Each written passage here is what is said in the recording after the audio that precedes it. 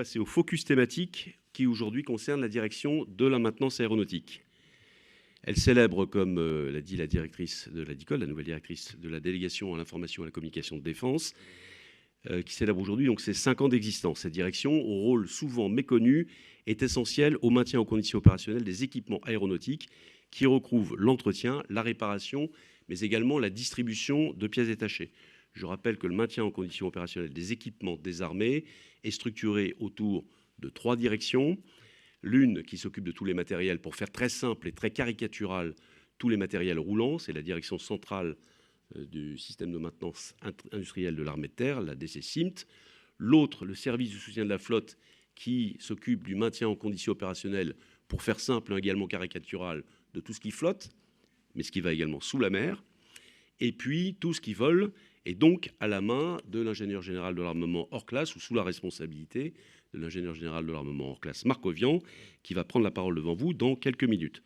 Vous vous souvenez peut-être qu'en 2017, le maintien en condition opérationnelle aéronautique était dans une situation relativement délicate, avec notamment une disponibilité des flottes d'aéronefs très disparate.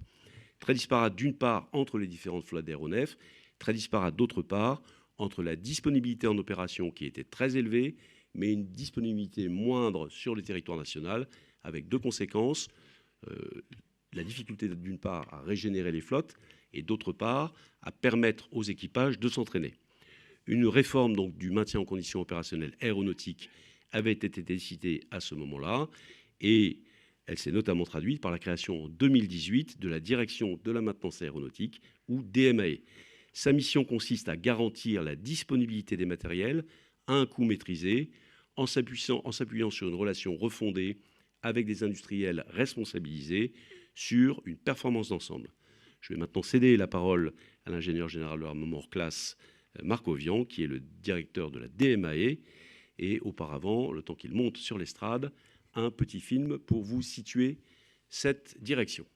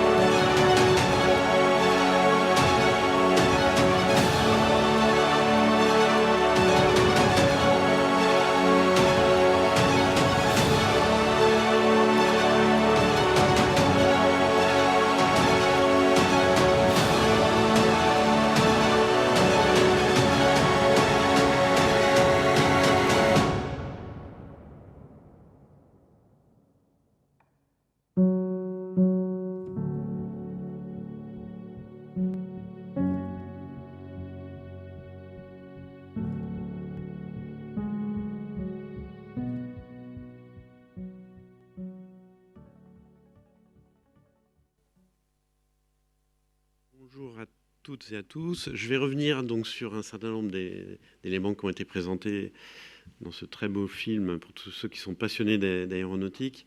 Alors, d'abord sur les missions, effectivement le bilan et puis un certain nombre de perspectives.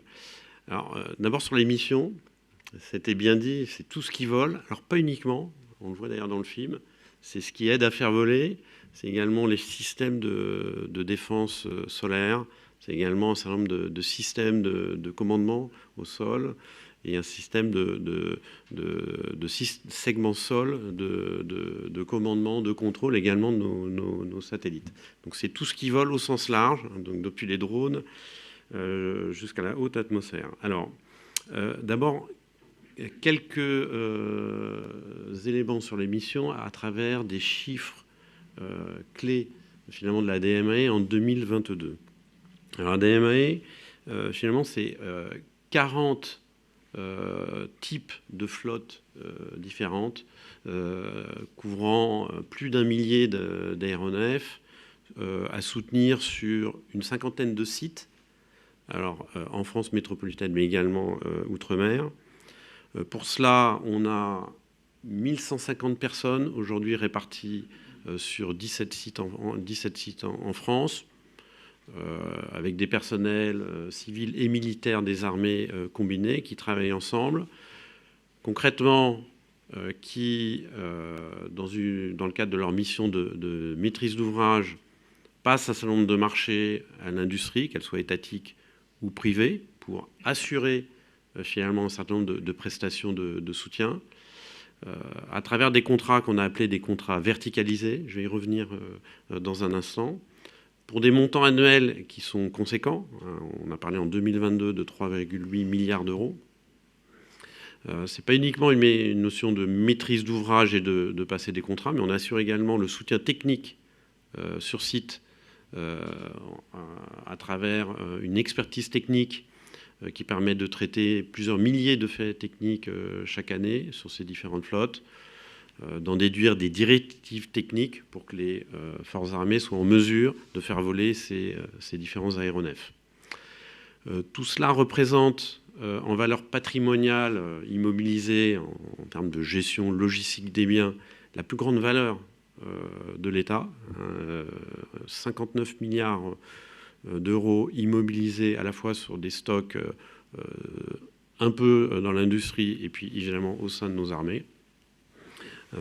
Et un certain nombre de travaux qui ont été menés depuis plusieurs années pour améliorer nos processus de démantèlement.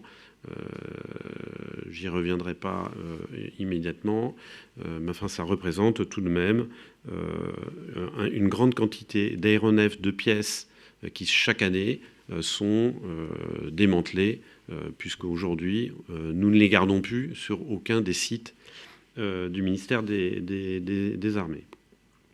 Alors, sur la planche suivante, je passerai rapidement, mais quand même pour signaler que nous parlons ici d'un parc d'aéronefs qui est très hétérogène, à la fois par les types d'aéronefs qu'on a à soutenir, également par leur génération. On voit ici de la gauche vers la droite, finalement des flottes anciennes.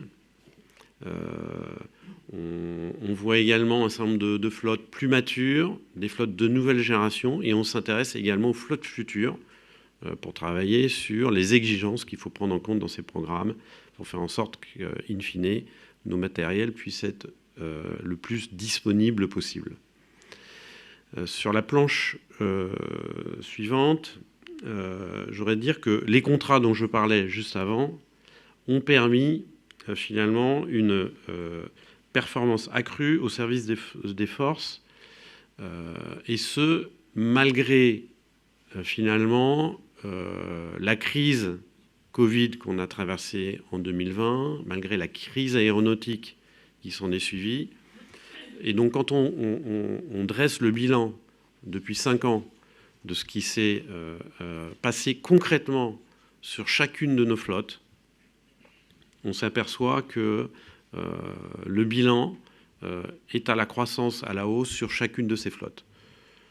Alors évidemment, il y a des flottes pour lesquelles c'est plus compliqué, parce que l'aéronautique est un métier compliqué. Il y a des faits techniques qui se produisent quotidiennement, des faits techniques improbables, des faits techniques qui nécessitent des travaux techniques pour lever les difficultés et faire en sorte qu'on puisse remettre en vol nos avions.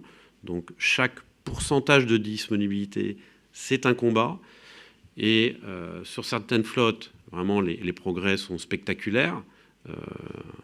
On regarde sur le Rafale, on a gagné plus de 10% de disponibilité sur la période. Et même sur les flottes les plus complexes à gérer, que ce soit les programmes en coopération ou que ce soit les flottes plus anciennes, pour lesquelles les solutions finalement de maintenance sont évidemment plus complexes à mettre en œuvre, on a réussi dans la durée à augmenter, même parfois légèrement, la performance. J'y reviendrai évidemment si vous avez un certain nombre de questions sur ces flottes. Bon, si je parle d'un très bon bilan, je suis obligé également de parler quand même de perspective. J'en viens à la planche suivante.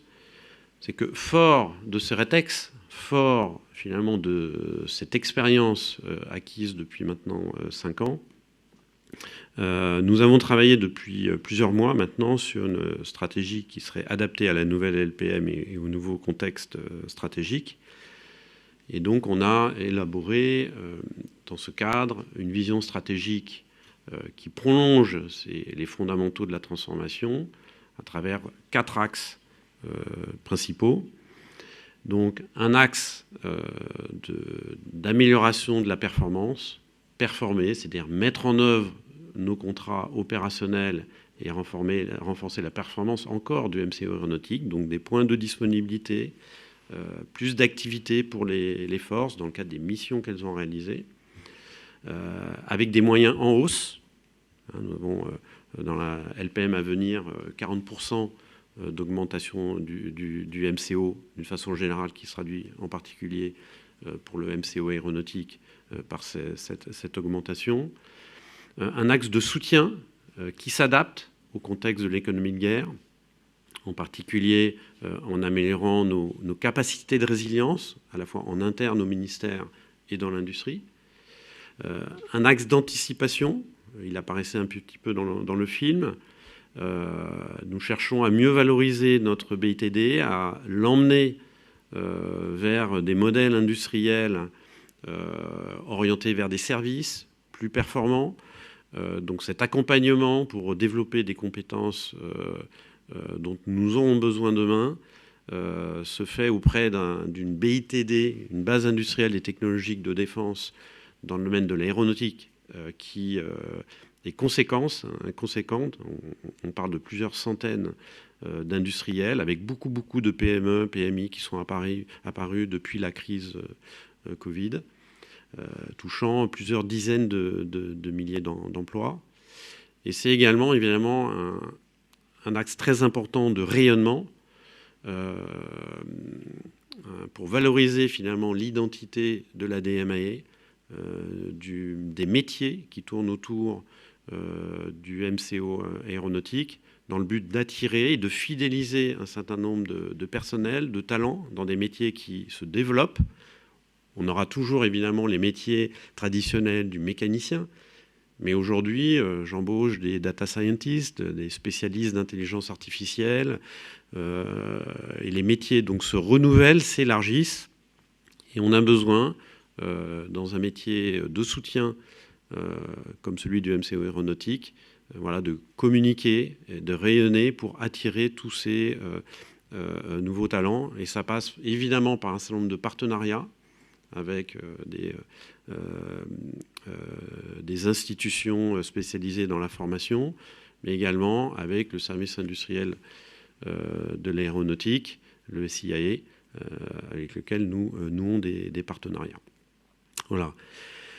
Tout cela va se traduire par des démonstrations concrètes au Bourget. et avec des belles choses à voir. Et je vous invite évidemment à y venir, parce que vous serez, j'espère, surpris par les belles innovations technologiques du MCO aéronautique que nous vous montrerons à cette occasion. Voilà, j'en ai terminé. Merci beaucoup, monsieur l'ingénieur général.